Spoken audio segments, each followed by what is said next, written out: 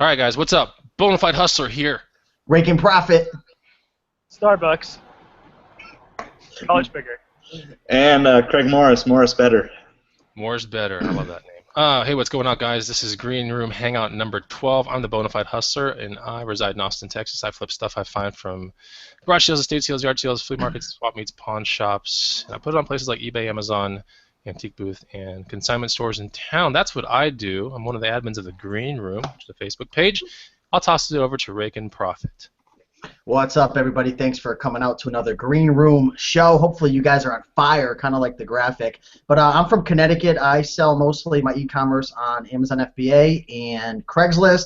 I buy most of my items from thrift stores, garage sales, and pawn shops. And I'm pumped up for the show because Q4 is huge, and I know I've got a lot to learn, and I'm excited to just hear what everybody's got to say. So with that being said, let me pass it off to Mr. Starbucks.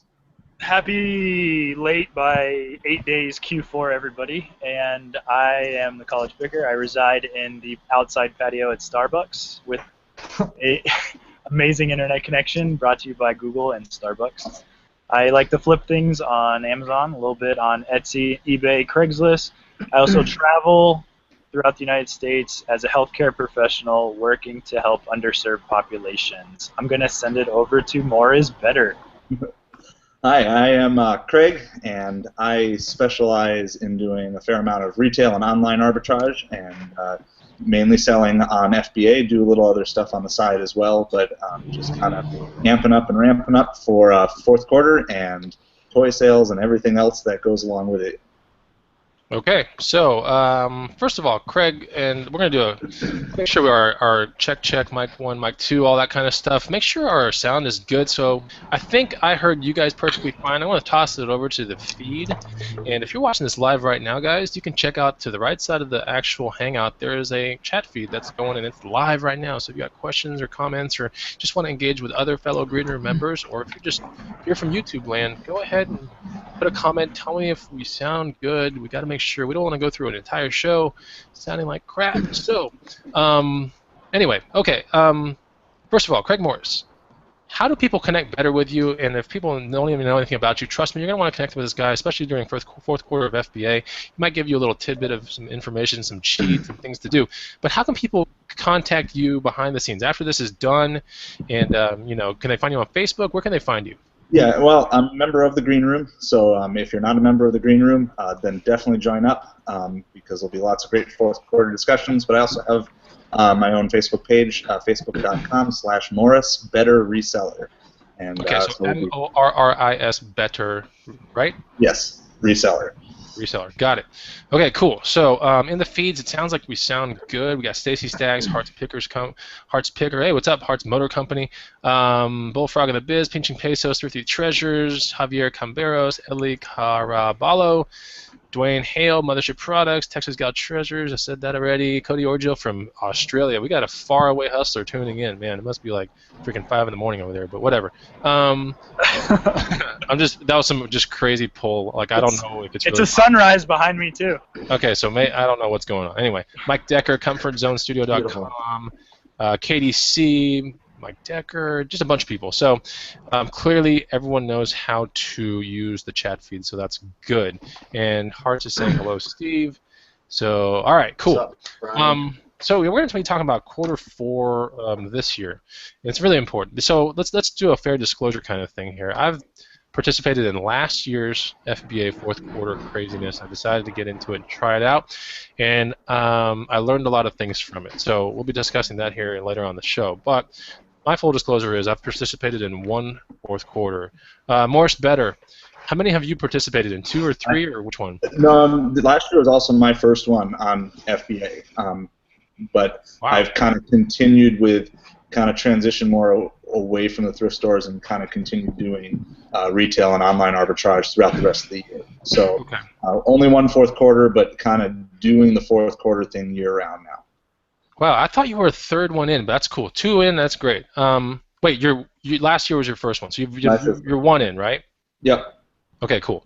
College picker, are you 1 in or 2?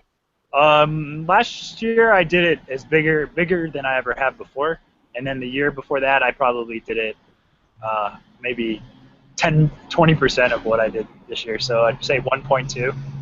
Yeah, your last year was like crazy. I know that. I remember those.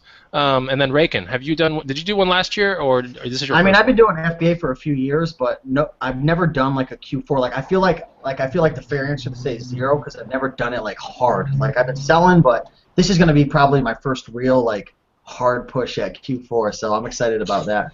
Yeah, the main thing on this Q4 that you guys want to be focusing on, first of all, when we talk about Q4, I think most people, if you see a show about this after this, and it's like coming from FBA people, typically when they refer to Q4, it's a lot of times referring to the new and in-demand stuff. Would it be safe to say that, Craig Morris? Yes or no? Like new and usually very in-demand kind of things, right? Yeah, I mean, I think a rising tide, raises all ships or whatever. So everything gets a bounce with quarter, but you're primarily looking for the need to have products that people kind of wait all year and hold off on their purchases, and so when the demand is higher than the supply, that's your goal, is to get as much of that supply and turn it into cash. Okay.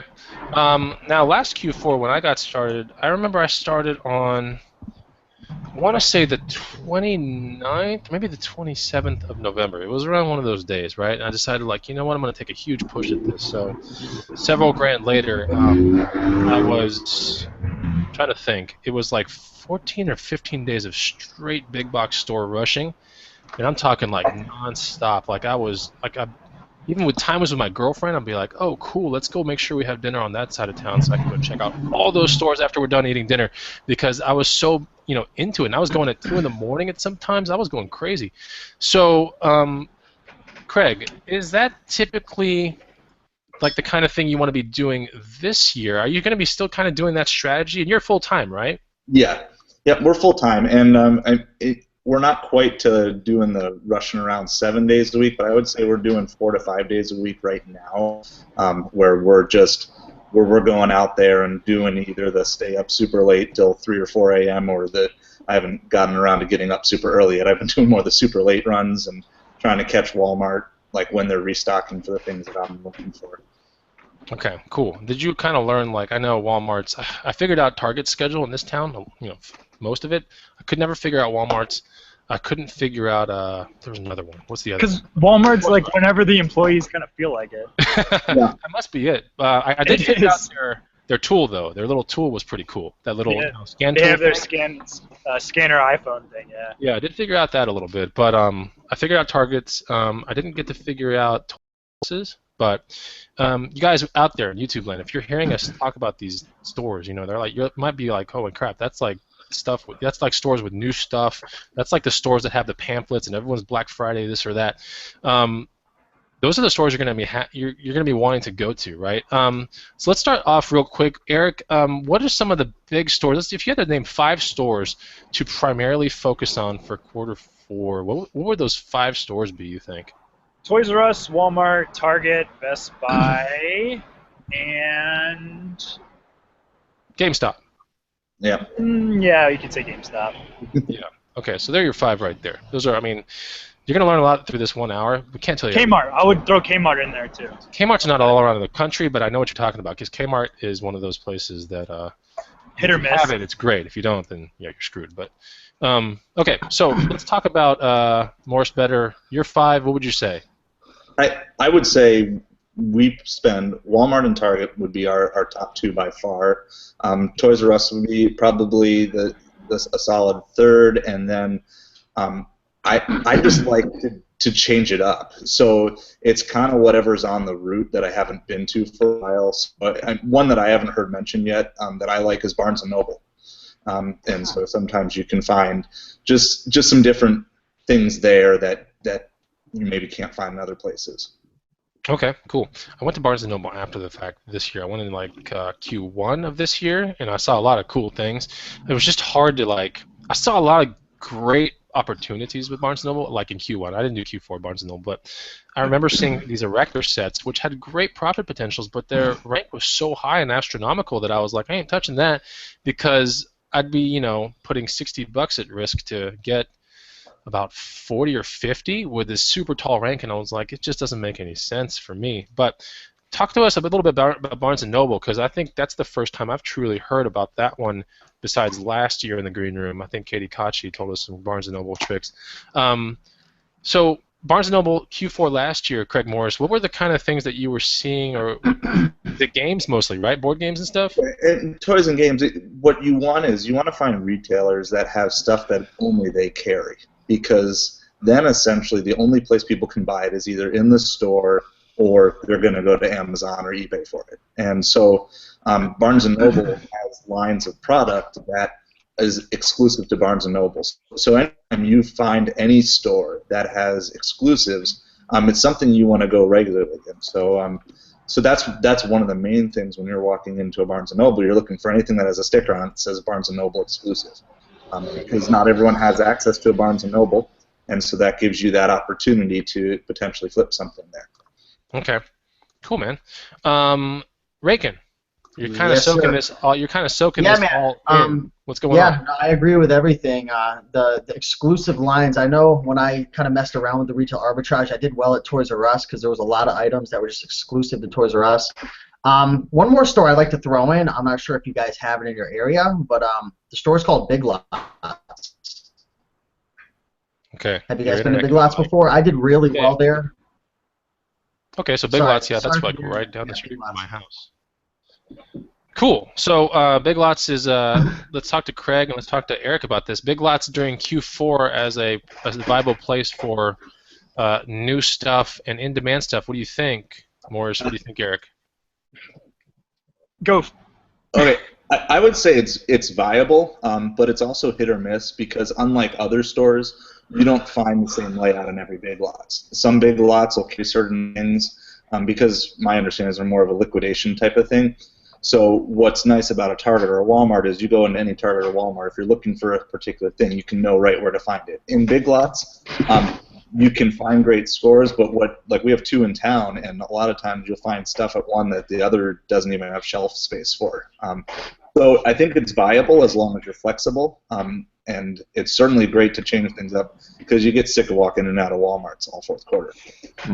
Right. Yeah, Big Lots buys from other stores in the area, so it's going to be very variation depending on where you're at because of what stores are around there. Some Big Lots actually have carried brand new Guitar Hero for PlayStation 3, Xbox 360s. Wow. No, when they were blowing them out at $19.99, $14.99, like $29.99, things like that, where if you could find these because they bought them out when the market was so high and nobody was buying it, and then they have the inventory for so long that you can find some of these hidden gems in there, but it's not that common. Okay. Trinston13 just rolled in with a comment right now off the feed. Says, how about Home Depot? I found a lot of great stuff there last year.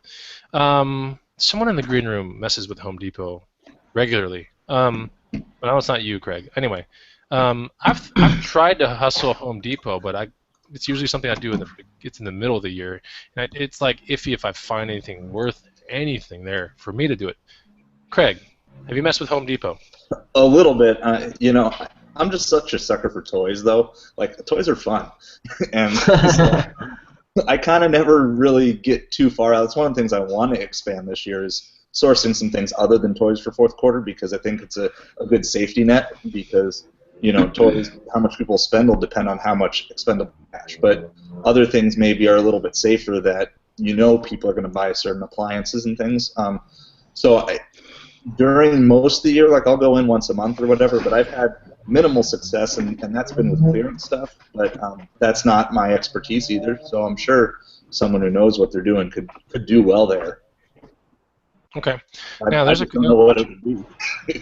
are a bunch of questions that are rolling in. One of them was, let's talk about bankroll. So if you're a beginner, let's say you've never done one of these Q4s before, and you're going to approach FBA, because as I understand, if you just create an account, if you have there's like 2 accounts. One is like a professional account, it's like $40 a month. The other one's kind of a pay-as-you-go, but it's like $1 listing, right? Am I right about that? Something like that? It's a basic account and a professional account. Right. The basic one, they charge you $1 every time you sell something. Right. 99 cents or whatever every time. Right. No matter what item. $40 unlimited, right? $40 unlimited, something like that. $40, and it takes away the $1 for everything you sell. Yeah. Yeah. So those are the two things you're going to have to be looking into. But there are no rules and regulations to Q4.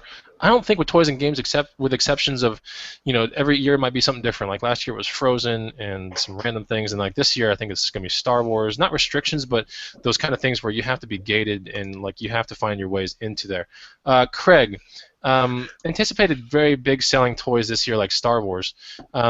If you're a brand new person, can you get around that and get ungated, or no? It's pretty much impossible. Yeah, I think if it's something that Amazon's putting the restriction on, they've got limitations that, sales that you have to even meet to be even thought about to apply for it. So I don't think that's going to happen. However, like with Star Wars this year, old Star Wars stuff is still fair game. They're only gating the new stuff. So there's not necessarily a way around the block, but there's always creative ways to profit off of whatever people are interested in. Right, and last year the big thing that was like all the rage, but it was weird because it came out of nowhere too, was the Frozen thing, right?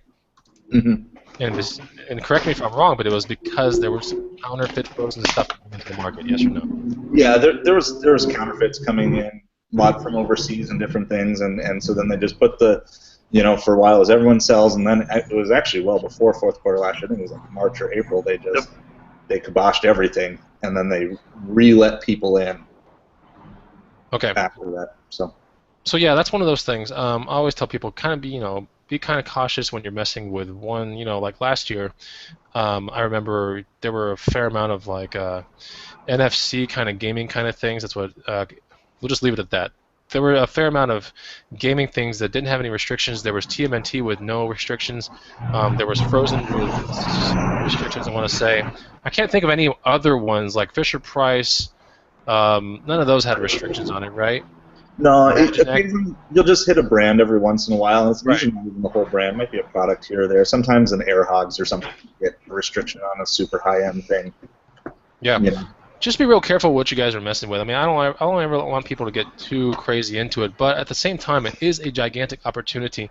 With the very short amount of time I invested with it last year, I saw a huge return in a very short amount of time too, which was crazy. So I spent a total of I want to say 15 or 16 total days, from start to finish, and sourcing, and then I sent it all in. Every day I was sending something in. Okay, every day I was sending in 20 or 30 quantity, sometimes 40 quantity of something, and then the craziest part was within 2 to 4 days it was all gone. That's how fast it left my account.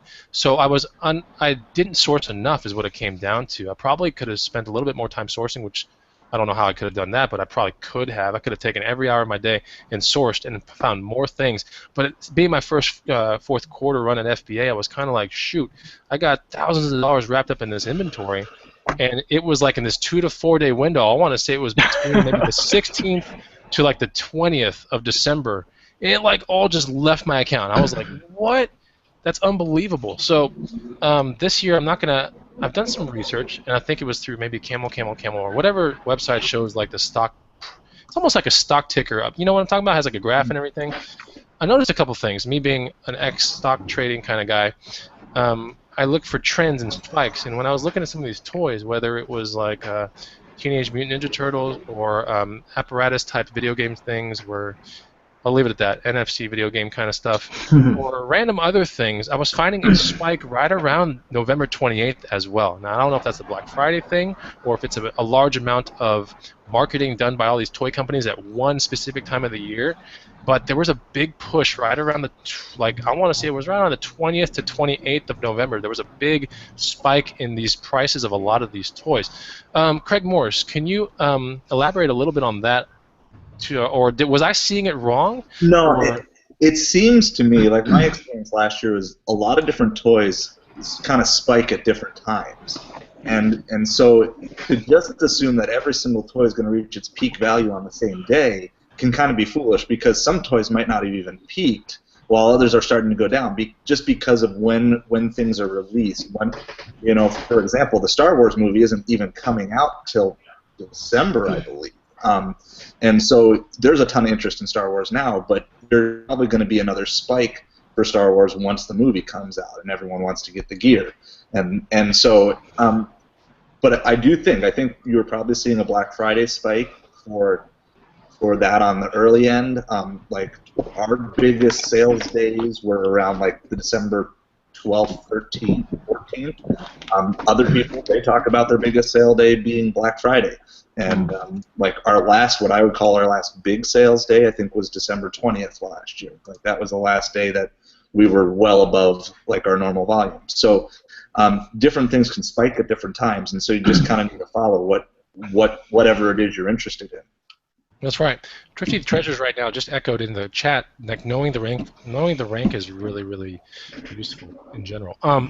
So rank is let's talk about rank this year, because if you're hustling the right stuff, the rank is going to be low inevitably. Correct, Craig? Yes. Okay, and then CP, last year when you were hustling a lot of this Teenage Mutant Ninja Turtle stuff, and we were passing along a lot of like tips in the green room, back and forth about Teenage Mutant Ninja Turtle stuff, and we were all, I felt like the entire room was collectively making a pretty decent amount of profit on this one thing. But do you remember some of the ranks on some of these Teenage Mutant Ninja Turtle stuff, CP, like maybe the Foam Dojo Sword, or the, let's say, the Party Wagon, or any of those things, or like the 5 or 6 character exclusive pack that was in Targets? Like, do you remember some of these ranks where they were crazy low, right? Like, I mean, below 1,000, right? They go low when Amazon has it in stock, and then it kind of climbs a little bit. As soon as Amazon sells out, it'll climb up a little bit, but it'll still have such a good rank that the third-party sellers will get those higher-priced sales. But at some points, things were under. There were items that were definitely under 100, within the top 100, I'm sure. But some of the exclusive things, like the Target 4-pack, that one was not. That one wasn't a super low rank, but it would still sell immediately as when you send it in. Yeah, I remember those things. Most of them were instant sales. There's so many toys. There's so many toys that you can get an instant sale with so many different varieties of products, regardless of if it's a 75,000 rank, 25,000 rank, or a 13 rank. You can get the instant sale if it's priced correctly. Right. You know, my tactic last year, because I didn't know any better, honestly, was match lowest price. So Oh my god! Well, I don't know. Hold on. It was match lowest price for 80% of what I messed with, except for like Dark Edition Skylander stuff and those 5 exclusive Teenage Mutant Ninja Turtle packs and the Party Wagon thing. There were 2 different Party Wagons. Anyway, so for those things, CP and I had consulted behind the scenes, and he was like, "Look, man, don't be doing like match lowest for any of that crap, because those are so hard to find that literally like the people get bought out right under you, and you can dictate any price." And sure enough, I got like top dollar for some of the craziest things. So let's talk about match lowest price, because some people could argue that it's an actually great thing to churn and burn and get fast moving money and get a fast maybe 20 to 30% return. Craig, what do you think about match lowest price versus the hold strategy? I kind of look at it, I mean, I'm on the newer plan, so I've got the 2-week cycle for payouts. So when I'm coming close to when my next payout is, I'll take a little bit less because I need that money for payout so I can buy more stuff. So usually, like if I just got paid, so like my payout for this week was Tuesday, was my payout. So after payout, I kind of jack all my prices back up because I don't need to sell anything. There's no difference in selling something today or selling it in a week and a half. But if it's coming close and I know my numbers, I know how much I need to pay off, or I know how much cash I want to have on hand to source, then I might, right before, you know, a couple days, you have to give time for Amazon to ship it out or whatever, but, you know, then I might come down and undercut by a penny or something like that just to get the sale, free the cash up, because I'd rather have $10 profit today rather than $12 profit in 2 weeks. Right, that's a good point. Raken, you strike me as the kind of guy who's going to be destroying this fourth quarter, because I know how you are. Like, when you see something that even remotely has profit attached to it, you start raking in the profit. You start going after it like all day. Excuse my terrible joke, but I had to do it. But Raken's the kind of guy, and he's even openly admitted it on Hangouts, that when you find something that's making you a good amount of money, you pretty much drop everything and you freaking go ahead and kill the entire, like, opportunity, should we say, right? As a whole. In your respect, like, you kill it for yourself, to where you feel good about it and you've poured a bunch of money down there and you're going to get it all back. Sure, that's fair to say. Yeah, what do you think this fourth quarter is going to be like for you? Are you starting to get all hyped up about it? Are you starting to see like where you're going to be making your first plays and this Yeah. race to the bottom thing versus this is a lot different than used electronics, for example, right? Let's be fair. What kind of strategy do you think you're going to be messing with, or what do you think? Well, hopefully you can hear me all right, because I know my internet's shaky. Is it coming through all right? Yeah, you're good. You're good. Cool, awesome. Yeah. My plan right now is to continue doing a lot of the pawn shops and electronics and stuff like that. But with Q4 nearing, and it's already here, I'm starting to do a lot more of the retail stores as well, because I don't want to just like block myself into one specific item. Because with electronics, you get a lot more returns. It's just a fact. I got 2 returns today.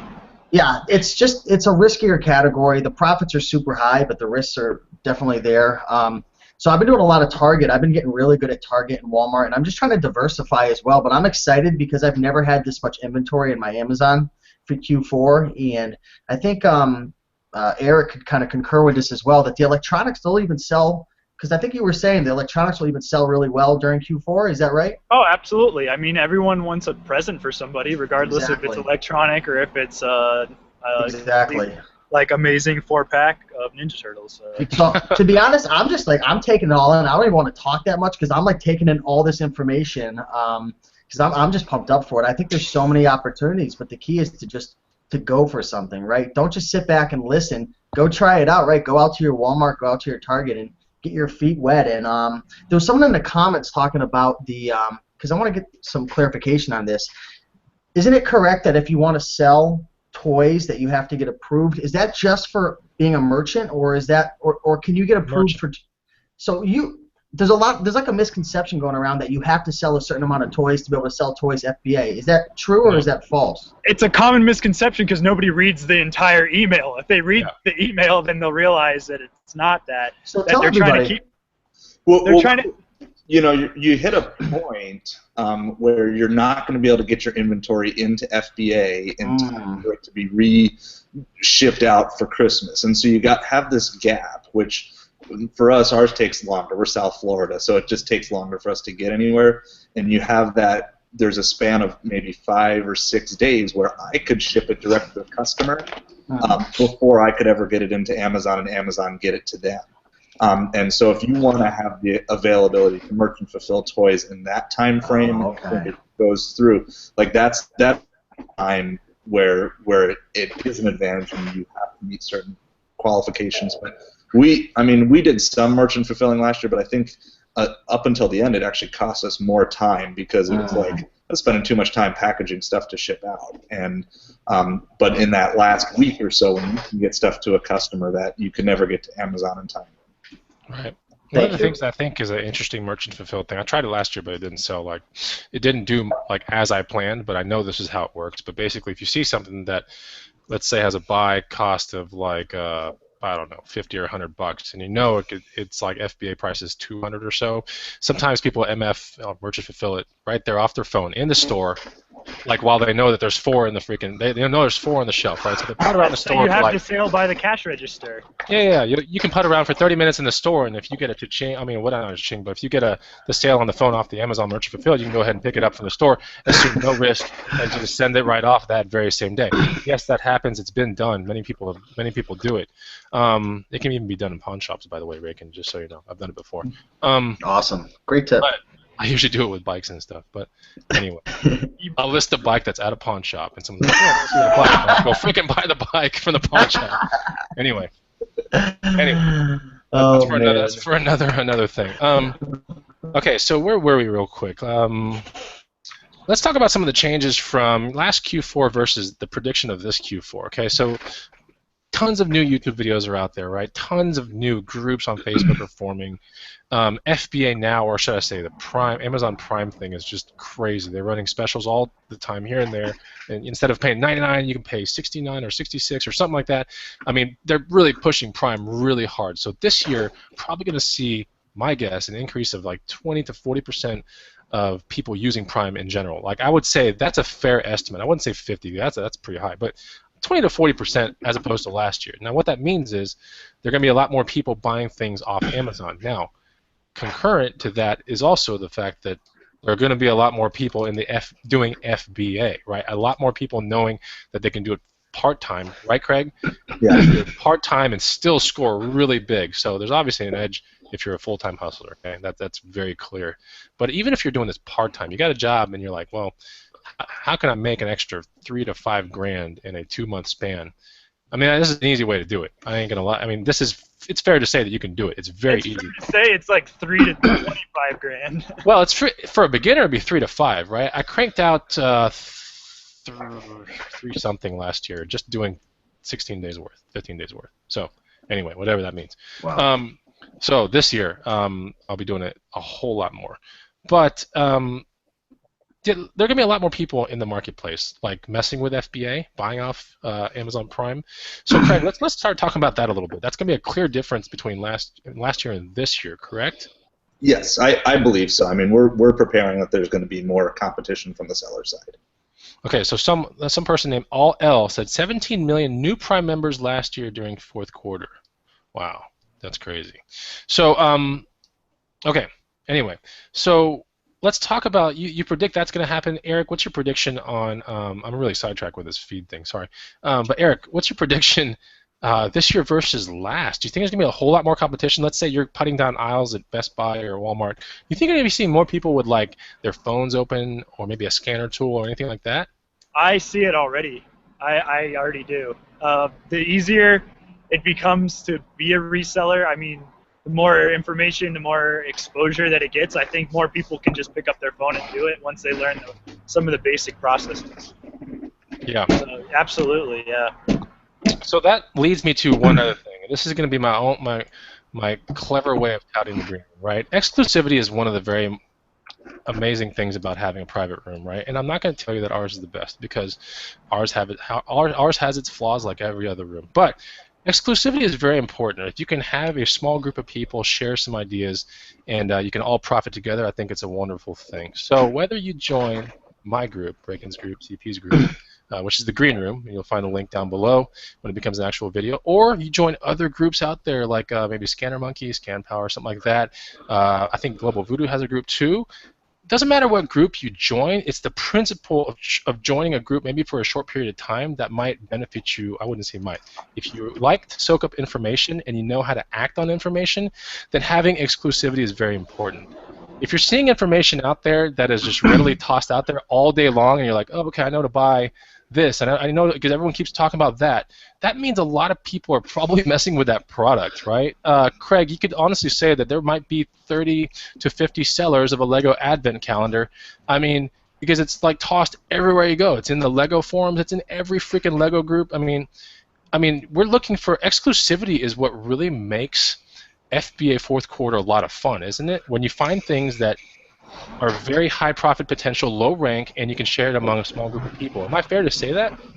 Yeah, you know, you want to find the balance between having a group of people that have the knowledge that will work for you. So, like, if it's only 2 people, you're going to miss out on a lot of stuff. But if it's 2,000 people, then anything that someone shares, then it's just going to flood the market. So it's trying to find that balance of having enough information, but not the most public information that everyone has. Right. And so like I said, I'm not going to tout the horn or toot the horn of the green room. Our Facebook group is, I like to think it's pretty good. It's made me a lot of money last year. I made my first fourth quarter play last week or a week and a half ago. I shared it with the green room. Anyway, it was from a very big store. It wasn't one of the 5, by the way. But I did put a post. I showed my shopping cart. It was full of this one item, and it was my. How much did you spend? $972.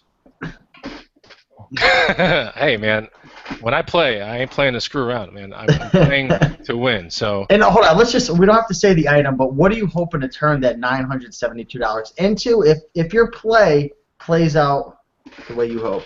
Okay. Double up at least. Okay. I don't want to give away this because if I say enough about it, you guys, the smart people will figure out what it is I'm hustling. But I think it's fair to say that on each one, if I took right now, if I got out now, like if I tried hard and got out now, I think through FBA I could probably make a solid 30 or 40 on each one. A solid 30 or 40. That's if I do it now. On each one? On each one. I bought 10 of this one thing. And And that's just, I even researched it today, and I was like, okay, I'm pretty sure I could still make that now. I think, not 100%, but I could. But it's not a now kind of play. It's one of those holds, and Craig Morris and I have talked in the green room, and I've seen him bring my post up again, saying I really think this could be a big deal. It was a variation of my post, but it was still a part of my post. And he said, I think could be a buy and hold kind of thing, and that's what I'm doing. I'm holding this thing. I'm playing this one till December 15th or December 20th. I'm treating it like a stock. I really am. I'm treating it like an actual company stock. And what do you think you can make instead of 30 or 40 now? What are you hoping that plays out to? I think, Ben, I'll be able to make 60. I think Craig Morris and I and whoever talked about it on that thing, it's fair to say that if you do it right, you can make 60. 60 pure once all the FBA fees are scraped out. It's a pretty low rank item, but I can only imagine it's going to get even lower. And it's going to get harder to find. So, Craig, am I right about that? I was like, I'm going to prove this all with Craig, man, because Craig seriously has his entire business with FBA. So I mean, that's the hard part is you don't know if you're right. But the problem is if you are right and you don't invest, you miss out. And I think that's a big step for some people to take, to say, if you've never done stock trading, like, yeah, it's likely that it's going up, but you can research it all you want, and there's still a chance it's not going to pan out. That's right. I mean, it's not going to go to zero. It's going to have some, so you're not going to lose everything if it doesn't go right. But you still have to take the risk. I think a lot of times, even last year, it was like, oh man, I saw 20 of these a week ago, and I didn't buy any of them, and now they're gone. And get something, get some skin in the game. Even if you're too scared to drop 970, 920 on something, buy one or two, and then if you're right, you've at least learned, and if you're wrong, you've learned. And I think if you look at each fourth quarter as learning for the next fourth quarter, that's kind of the way to play it. And you might have to pay for your lessons a little bit. I mean, we didn't gain money on everything we bought last year. I mean, I would say 20% of the stuff we did, we were just breaking even on. I'm still holding a few things that I held some stuff for a year because I think it's going to be worth it. It just didn't pan out last year.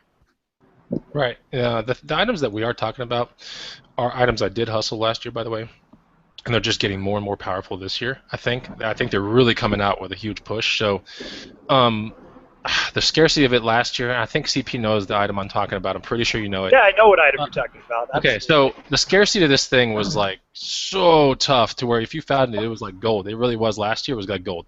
It was equally as rare as the Teenage Mutant Ninja Turtle 5-pack or the party wagon thing or all that. Dude, stuff. I got him right here. Guess what they're up to right now? I don't want to know because I remember my last one selling out at around 99. It's at $159 right now. Are you serious, dude? Yes. It still has a good rank. It has amazing reviews, and there's 4 sellers. Oh my god.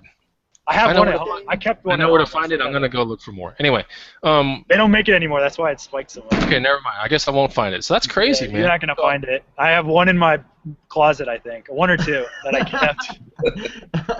Unbelievable, man. I remember hustling those things. There was one day where I found like 8 of them. I remember I found 8. I had a stack of like 25 of them. And what were you guys buying them for? 30 was it or 40? I want to say it was 30. If you couponed correctly, Right. you could get it closer to 25 or 23, something like that. Can I ask you guys? Do you guys go to those websites like raise.com to like buy the gift cards and stuff? I didn't do that. If I would have done that, I would have increased my my margins by another 4, 5, 6% probably. Yeah, there was one week in Target Raking where it was buy one, get a half off the next one, Teenage Mutant Ninja Turtles. So if you found those things at 30, you would get another one at 15, and effectively your buy-in price was $22.50 a piece, and then they were selling for like $100, and the rank was so low. No, Wow. even on top of that, if you had shopped a couple days before, spend over $50, there was another you got coupon. you got a 25% off your entire cart. Right. It was just nuts. Yeah, you were filling up carts like a madman, It was CP. nuts.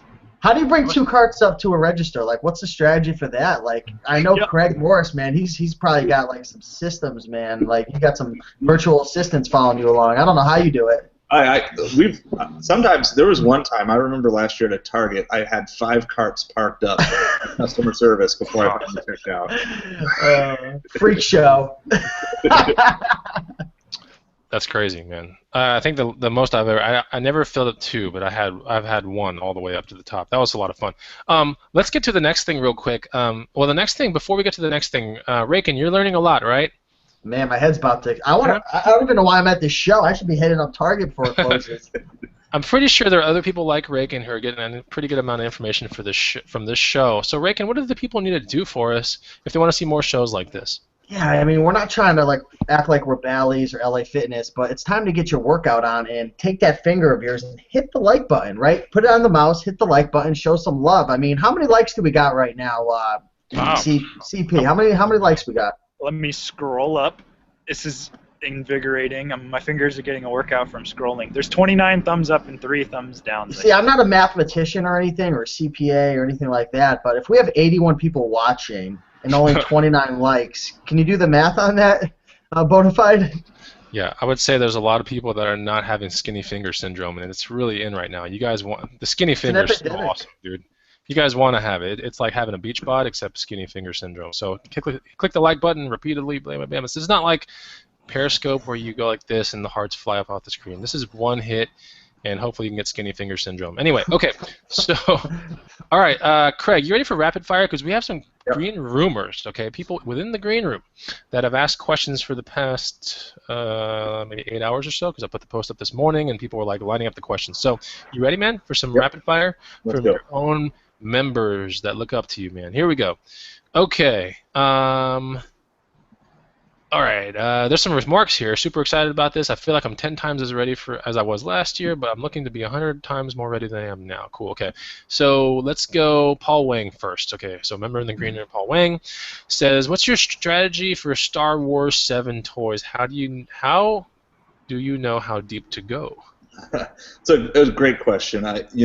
Your strategy is going to depend a lot on what you're allowed to sell. I'm approved. I got for Star Wars 7, went through the process, and it worked pretty easy for me, but I know a lot of people have had a tough time getting approved. If you're not, doesn't mean you don't sell it. You just have to look for other ways to sell it. And there's, it sells, and it even seems like maybe eBay is starting to have a bit of a resurgence when it comes to like some of this retail stuff that people feel like they get a little better discount there, and it's kind of the Walmart. If FBA is the Target, eBay is the Walmart, and so there are ways to sell it. How deep you go is highly dependent on just your risk tolerance. We've got a fair amount tied up in it, but we're also trying to flip whatever's profitable right now in it already. So we've got stuff. I'm probably selling 10 to 20 Star Wars items a day right now, because that's what we want to do. But I'm also holding certain things that I think are going to be scarce later on. And with my profits of what we're selling now, that I'm reinvesting in stuff that I'm holding for later on. So that's kind of how I'm building my portfolio. So even if worst case I just have to sell it, break even, then I'm good because I'm still making money on it. That's the first time I've ever heard somebody call it a portfolio. I love it. It's pretty funny. That's a pretty good thing. I've heard that term many times. Not for FBA, but for other stuff. Yeah, that's what I'm saying. I've never heard it used in this sense, and I love it. Okay, so the next question, and that was for Paul Wing right there. Let's look at Vin Mangone. Question: building inventory. Okay, so building inventory. Do you go for maximum SKUs and items, like a wide approach, or how deep do you go on an unknown? Okay, so let's talk about this first question here. Do you go for maximum SKUs and items, a very wide, like casting your net out very wide during fourth quarter? Yes or no? At the beginning, yes. At the beginning, we want to be as wide as possible because I want to be following every area, whether I've personally invested in it by buying something in it or I'm just checking it, keeping updating on it. When you get closer to Black Friday and beyond, then you want to narrow your focus. You don't want to spend time December 1st scanning 100 items in a store. You just want to go into the store and know the 25 items that you're looking for. So we go wide, and then we just start bringing in the net a little bit closer each day. Okay, cool. And this is a great question for the feed, by the way. And I see a ton of people commenting. So first of all, thank you for being here on this hangout. It really means a lot to us. And second of all, what's your approach to the fourth quarter? Are you going to go wide like Craig Morrison? You're going to whittle it down to like the 5, 10, 15, 20, maybe 25 things that you should be looking for in any big box store? Or what is your strategy? I want to know, is it a wide or is it very concentrated? Now, if you were to ask me that question, I'm going to go concentrated because the power of the exclusive group is great. And once everyone just starts sharing, right, as long as you're not a hog, right, if you're sharing while you're taking, it's all good, and everyone collectively comes out on top. It's the people that, fortunately, we don't have that problem in our room. We're really good about it, trust me. But the way I can say this is that I was walking out of an HEB with a ton of these amazing finds. I remember this last year, and I was going to put a post into the green room that morning. It was 8:30 in the morning because I'd done some research the previous night on what I saw at that HEB. I was like, dude, there are a lot of things in this HEB. I should probably buy all of them. But then I went home and I was like, maybe do my research. Hold on, because I was going to sink $400 into it. And then I did my research. I came back to that HEB the second it opened, right? And then I'm walking out with carts, one cart all the way full of this one thing, and I was going to make a green room post about it, and someone beat me to it. I want to say it was Max Fra or somebody, but someone beat me to it. They're like, look at these things in your HUP, it's really cool, and they beat me that morning to making the post, but I was about to. So it just shows you that caring and sharing and making sure that, take what you want, but also put forth a good bolo or whatever if you're seeing some of these big box stores for Q4. That's how we like to do in the green room. But anyway, let's talk about, where was I with my, I don't even know what point I was trying to make, but I was going somewhere, and then this feed just keeps going like crazy. Let me just make sure, let me see if I can figure out what everyone was trying to, oh yeah, I just wanted to see if everyone was going wide or if they're going concentrated. I want to go concentrated this year. Is there any difference? I mean, have you ever gone concentrated? Well, this is your second, right, Craig? So you don't know a concentrated approach right off the bat, right? You know a wide approach only, right? Well, we just do wide at the beginning until we've narrowed down what it is. But that has a lot to do with the fact that this is what we do retail full time. If you're doing the thrifting game more so, then you might not have to do the wide approach, because by the time you're really settling in, like if you're starting mid-November or whatever, that's fine. But I'm still paying all my bills in October and November by flipping toys right now. And so that's why I'm looking for anything I can spend $15 on and turn it into 20. Because if I can do that, 100 times, then I'm pretty good with that. But when it comes to, once we know, if we've identified something, we're gonna buy as much of it as we can possibly find. So we do go really deep, but just still kind of in the researching stage right now, because you don't know what the hot toy is going to be now. But I want to try to have a leg up on everybody else, and so that way, if I do think I've identified it, I can clear it out in October before someone who's looking for it in November even gets there.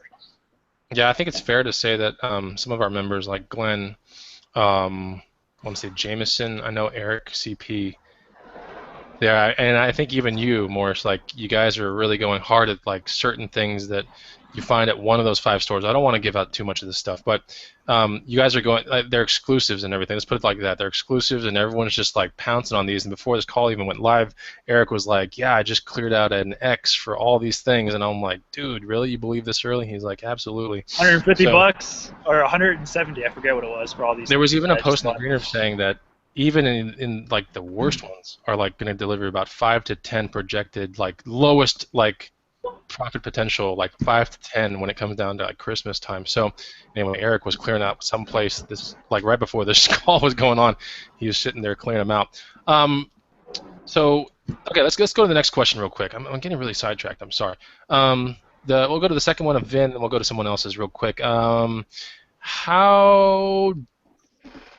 Okay, 2 questions from Vin real quick. How deep do you go on an unknown item, Craig? If there's kind of 2 ways. I like to kind of buy one. If it's something completely unknown, especially if there's no sales rank, but you just have a good feeling about it, I like to buy one and I set it at my price and I just forget about it. And then when I check through my sales each day, whenever that hits, whenever it sells at the price, then I stop right then and there and I say, okay, I got what I wanted to get for this one. Am I going to be able to get it if I get 20 of them? You know, where is the rank? Because at that point it should have a rank because you sold it. But you can also, if you want to be a little more, just start tracking it in the spreadsheet. Just write it down, check on it a couple times a week, and just say, okay, where is it now? Where is it now? And then you can do that. There's no need to go super deep into an unknown, because in a month and a half, there's going to be hundreds of knowns. There's going to be hundreds of guarantees, and so don't invest too much money in an unknown that might not pan out. That's probably still going to be available anyway. And that's one of the things I learned. Last year I bought like 5 or 6 of unknowns, and I was stuck with some stuff. This year it's buy one or buy none, and then when it sells, and do more research. Okay.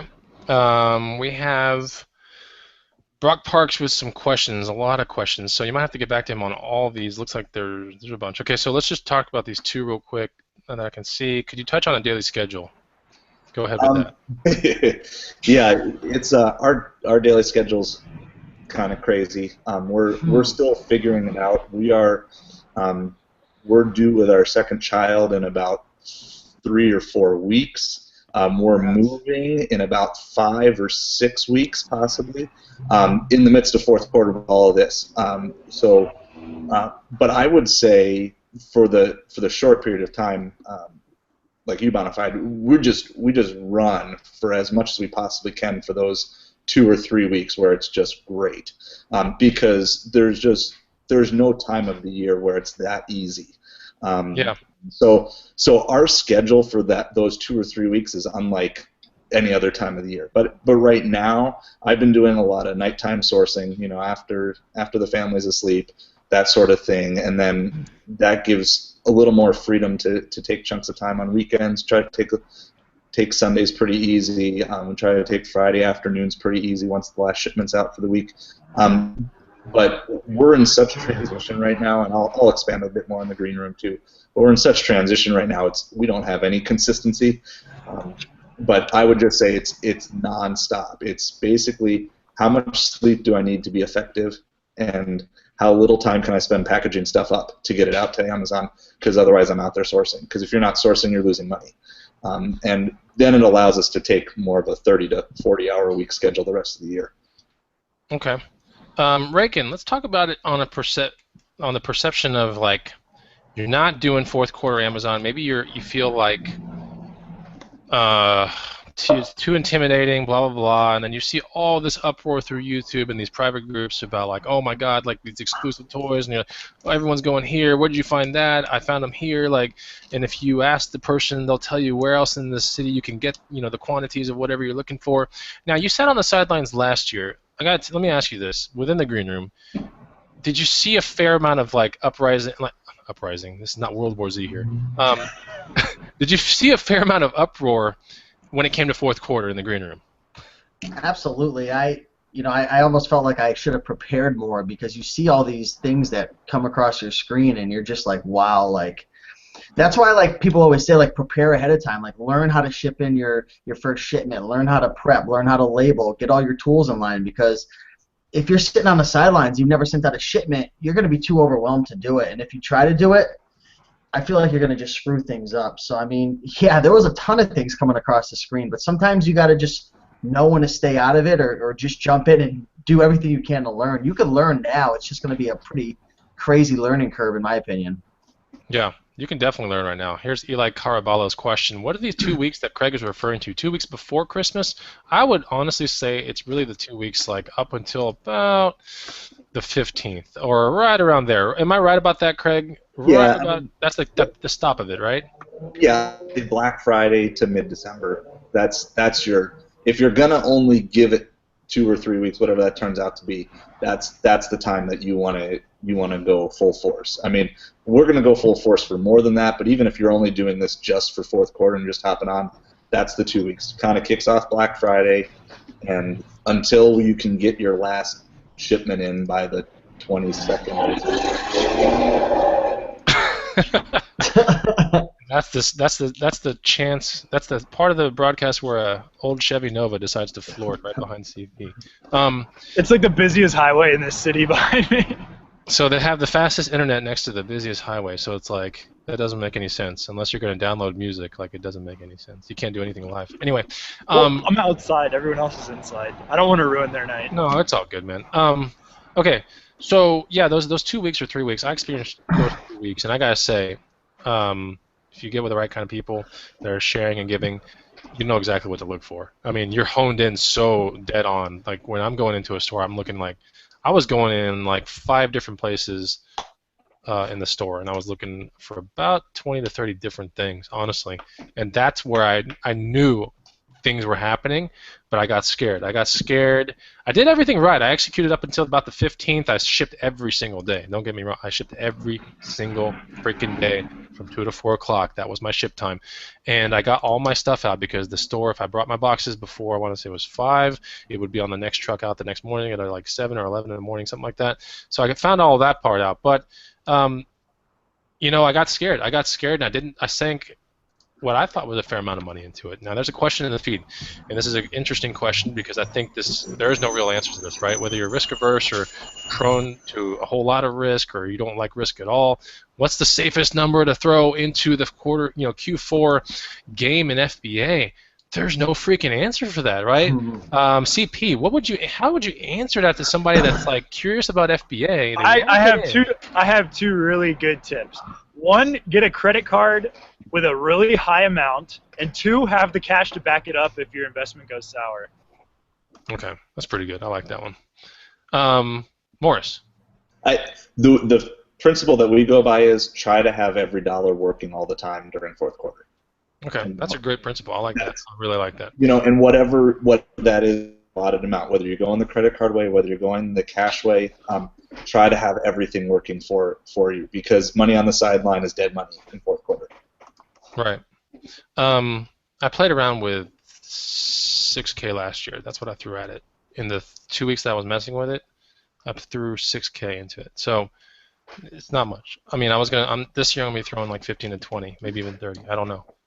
But Rakin, what do you think on your strategy now? Now you're starting to hear all this coming together. Like, what are you starting to think? Like, what would you be safe with, knowing that, you know, there's some stellar returns on some of these things if you hone in pretty much on the right stuff? Yeah, I mean, there's no right answer. It's going to be different for everybody, and your tolerance to risk and how much money you have saved. I would say don't put any money out there that you need to pay your bills and like you're just not sure of, because if you're new, it's not your business. There's a good chance you're going to have some errors and some issues. What I would advise, like, there's a lot of items you can pick up for $1 or $2. Like, there's a lot of toys and random things that you can pick up cheap. So I would just honestly try not to, like, I would curb your risk by trying to invest in items that are a little cheaper. That's what I would say. But there's a lot of opportunities out there. It's just up to you. There was a toy last year that sold for $69 or $67 during the year. It went up to $350 during December. Wow. That's crazy. And it was for $1, right? No, 67. Because you're laughing while I'm saying it. I'm like, what is this guy laughing at, man? Well, I'm laughing because it's like I don't think you can get those kind of profit margins on like $1 or $2 item. Oh, absolutely, yeah. Oh, I never said that. If you pick up an item for $1 or $2, it's probably going to go somewhere between the $8 to $15 range, if I was to guess.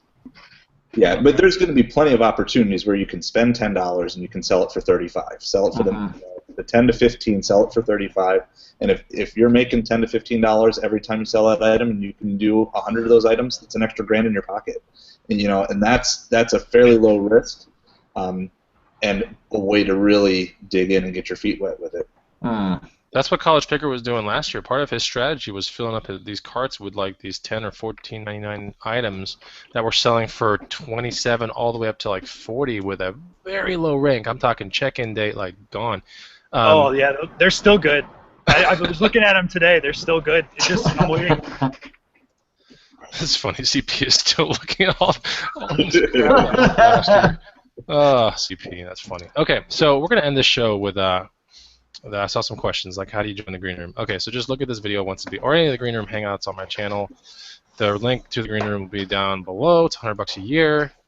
You know, do what you want with that. There are a lot of other paid groups out there. I'm not gonna say mine's the best, but we like to keep a good running ship that, you know, has a bunch of people that share things, and they take where they want and they share where they can, and that's very important. So, and yes, I see some other things saying there's definitely better odds than the casino with FBA. That's for sure.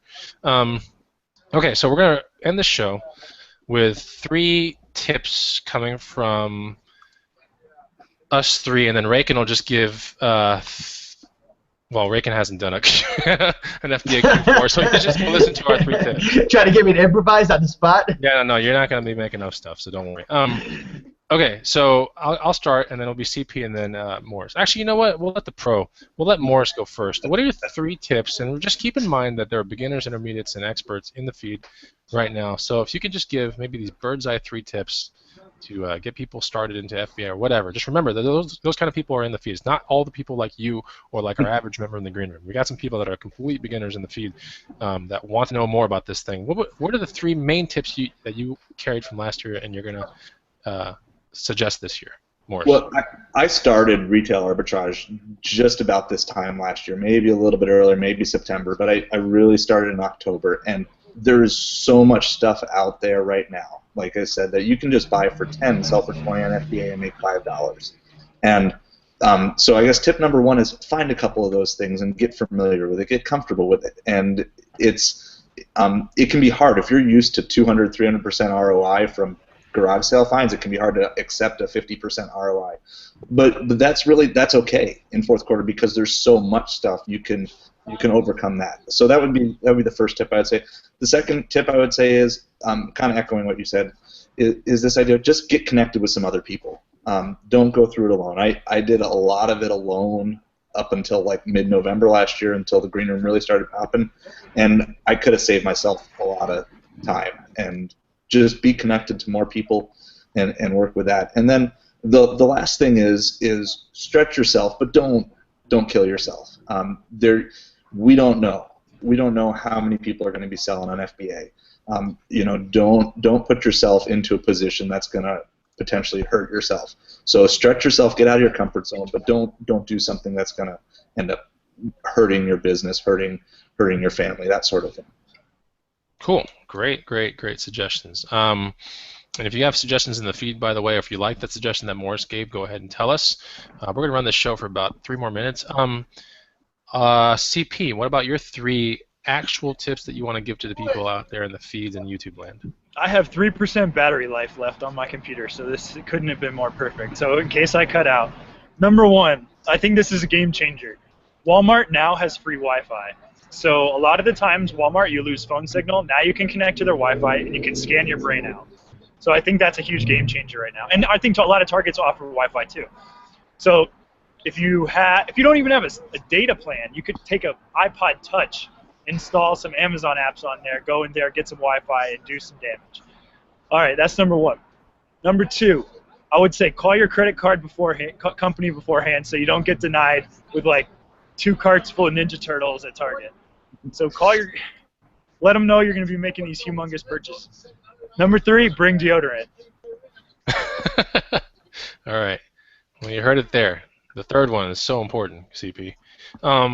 You're going to be sweating running through these stores looking for toys. I'm telling you, lifting all these boxes, loading them in your car. You're going to be sweating. Bring some deodorant. Okay. So here are my 3. First one, do some research. Now, if you're part of an exclusive group, a lot of the research can be done for you. We're not going to argue that fact. But do some research. One of the reasons my very first post about Q4 last year in the green room occurred because I'd spent 4 to 5 hours deciphering some of the most popular toys and games on Amazon. Like, I actually got on Amazon for 4 to 5 hours, and I was deciphering things and cross-referencing it with eBay, and then I put out like a list of 20 things that I wanted to start looking for. Then I figured out some things, and then I got to the green room, and people were telling me more things about it. Anyway, so do some research, okay? Do some research, camel, whatever you need to do, but get a fair amount of research done or join an exclusive group, okay? Second thing is ship every single freaking day, okay? Especially this year, I'm going to be shipping every single day for me. This year is going to start on Black Friday. I know on Black Friday I'm going to be shipping every single day until the 15th. That's just for sure, 100%. I might be shipping every other day before then. Right now I'm doing 1 ship in a week, but every single day And you'll see why. You will see why if you have the things that you're supposed to be looking for, and if you have time and you're carving out time and you're doing things correctly, you will see why you need to ship out every single day. It'll be very obvious why. So ship every single day. I think that was one of my main reasons why I was able to get that for me in that short time period of 15 days or whatever. I got a pretty large sum of money for me just barely screwing with it. Okay, so it was because of things like that. Last thing, no coupons. Okay, no coupons. Try to know, and that's another thing with exclusive groups. Okay, you're gonna know about these secret coupons that are flying all over the place and this and that. Know your coupons. With big box stores, when you see a buy one get one free or buy one get half off the next or the similar item, freaking drop everything and start destroying those stores. Go after them and kill them. Go after and buy everything you can, because when you get those, any way that you can get your buy cost in way lower, you never know when Amazon's going to come in and destroy the market, right? Is that fair to say, Morris, right? Yep. You never know. They're a very big, powerful company, and you never know when it's going to happen. If you're messing with the right things, it shouldn't happen, but maybe 10% of the time of the things that you're messing with. But it will happen here and there. It happened last year with a couple things that we were all messing with in the green room, but it was gone within a day or two. But anyway, so know your buy one get one half off things. Take a look at the spreads on the internet of Target, Walmart, and when you see these things saying buy one get 40% off the next thing or half off the next thing, pay attention, especially if it's in the category of whatever you're supposed to be looking for. Very important. Lastly, with these big box stores, the discount cards and all that kind of stuff, like Target Red Card, right? Target Red Card's 5% off or something like that. Every store's got some different thing. It might be a boost in the return policy timeframes. It might be a certain percentage off. It could be points or something later. It's all differing with these big box stores. So be part of. I know Best Buy has rewards and all that. So just touch for those cards and try to get into their card systems. So that's my 3. And the best thing about these shows, guys, out there in YouTube land, is if you're watching and you're like, man, that's just a lot of stuff to take in 1 hour, you can watch this show again. It's really easy to do. You just hit play on YouTube. It'll become an actual show. We're not going to guard this one off and put it somewhere else. So it's going to be there for you guys to check out. Raken's nodding his head, so he's probably got head overload right now, brain overload. And like Raken said, if you're enjoying these hangouts, we're trying to do a pretty good job out here with these green room hangouts, and this is season 2. We're only trying to do a better job every single show. If you're liking these shows, just hit the thumbs up button. If you hate these shows, hit the dislike button. We just want to see if we're getting loved or not loved. It's really important. But either way, don't forget what we told you on this show. Morris, for anyone out there that's asking the one question, should I get into FBA this year? And they're like, I want to try it out. What would you say to that person right now? They're in the feed. Yeah, I would say try it out, but try it out soon. Get comfortable with it. If you're thinking seriously about fourth quarter this year, try it out, but get going on it now. Yeah. Okay. So, and how much of your business is in FBA right now? Of your overall money that rolls into your household and all that stuff, what is it? 90%? 90% right now. Yeah. We're a little more balanced the rest of the year, but I would say 90%. Okay. Okay, Raken, how you doing? You doing all right? I'm doing awesome, man. Okay, so we're likely going to have another one of these shows, and we'll probably put it inside the green room because we really want to have a live show going on with the members and everything. So that's going to be sometime in the peak of the rush. Awesome. So join the room if you want to. If not, there are tons of other exclusive groups that you can join. Scam Power, Scam Monkey, Scanner Monkey, Global Voodoo's Pick for Profit. Go check all that stuff out. Join whichever one you want to. But just really know the power of exclusivity. Like Craig Morris said, don't go about it alone. You can get things done, but more than likely, I think, in my personal opinion, you're going to be picking up crumbs. You don't want to be picking up crumbs, whether it's in the stock market or in this game, the FBA game. Crumbs, that's not good. Crumbs, you can get destroyed, right? You want to get in on the plays as early as possible, and you want to, if some people find out about something really good, you want that to be shared upon a very small group of people, like Craig said. So if you share it among a group with 15,000 members, it's fair to say that I think that market A will be diluted, and B, there'll be a gigantic race to the bottom. So you don't want to be messing with that kind of stuff. But exclusivity is everything, and it's the same thing with stocks and all that stuff. The closer you can get to the actual inception of whatever the thing is, the more money you will make. So you don't want to be getting crumbs. Don't get crumbs. All right. So we're out of here, and thanks CP for being on this call, and thank you so much, Craig Morris, for being here. If you want to find out more about Craig Morris, you don't have to be in the green room to figure this part out. You can just contact you where at Morris Better what? Facebook.com/Morris Better Reseller. Morris Better Reseller. And of course, if you're in the green room, you see Craig every day, so you know what to do. And then Raken, I'll leave it to you to close this sucker out. Absolutely. So thanks everybody for watching Green Room Season 2, Episode 12, right? Episode 12 or 13? This is the 12th. 12th one. So thanks everybody. I know there's so many other things you could be doing right now. Hold on. I saw the best comment ever. Just roll in. Oh my gosh. Can I read it? Do it This is up. from Enzo the Picker. Don't pick up nickels in front of a steamroller. So with that being said, That's freaking don't pick up nickels in front of a steamroller. Wow. We appreciate your time, guys. You have a great day. Take action. If you get anything out of the show, take action on the knowledge, because that's key. There's so much information out there, but it's not worth dwiddly whatever if you don't take action on it. So take action. Go make it happen. Thanks so much, Mr. Morris, Bonafide, CP, and we'll see you guys on Season 2, Episode 13. Peace Later, on the guys. streets. See ya. Bye.